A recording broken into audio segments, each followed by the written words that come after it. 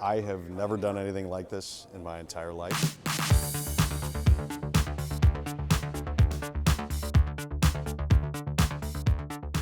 Nice, man. Just try to keep your hands close to that edge. We moved here about 7 years ago. Watercott is now retired and living in North Carolina. His home overlooks the Blue Ridge Mountains. A view from above the clouds. We're on top of the Sears Tower as the Chicago icon celebrates its 50th birthday. Dave, where are we right now? So here is our apple dipping stations.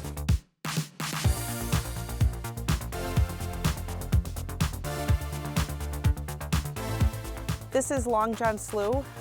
It is kind of a shallow body of water. It's only about 5 feet in the deepest. So he's from Chile. It's a different place. It's not around here. Ladies and gentlemen, welcome to Schweikert Stadium at Veterans Memorial Park here in Peru, Illinois for today's Prospect League matchup between the Quincy Gems and your Illinois Valley Pistol Shrimp.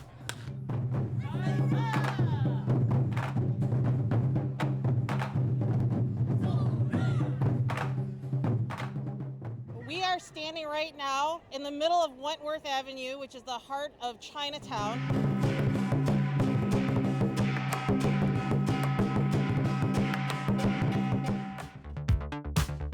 I'm always looking for what's the next big thing. Mayor, thank you for your time. I wish you nothing from the best. And we're going to build a better, stronger, safer Chicago. Behind a tiny tasting room with a dozen beers on tap, the tap room is only 37 seats. there is a single barrel brewery where Patella adds malt. We're gonna have this fill up with water. Then we're gonna, once it's got a good base on it, we'll wind up dumping our grains in. You always do grain to water, never water to grain. Adds hops, and stirs the mixture in a kettle. And now we're just making sure that all the grain gets wet so that we don't have any dough balls. Here, making beer seems more like chemistry than craft.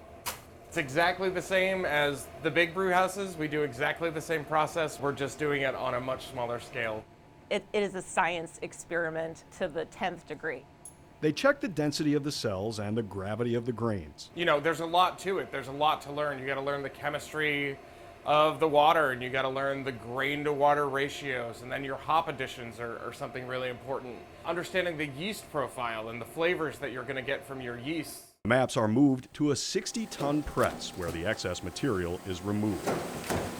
Another machine is stamping out liners, which will be glued inside to reinforce the maps. The maps and liners are placed on top of a mold that applies pressure and heat for 20 seconds at 200 degrees. The raised mountain ranges are engraved on the mold. The northern and southern halves of the spheres are trimmed at the equator, then joined with a ring of hot glue and pressed together. They're moved to a station where a technician applies a ring of tape around the equator. Then the globes roll down the assembly line. The first thing a kid does when they see a globe is they spin it. Where they're hammered into stands, packed, and eventually shipped.